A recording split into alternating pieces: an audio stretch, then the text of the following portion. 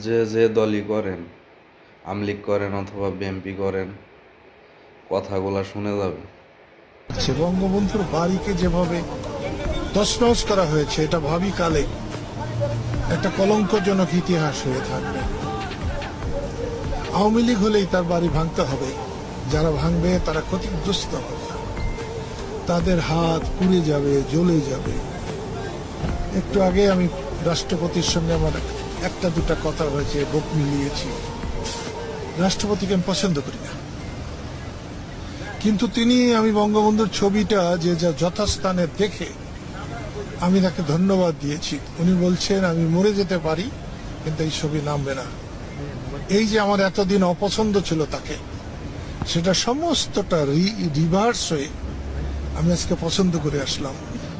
বঙ্গবন্ধু বাংলাদেশকে জন্ম দিয়েছেন, বাংলাদেশের পিতা তিনি।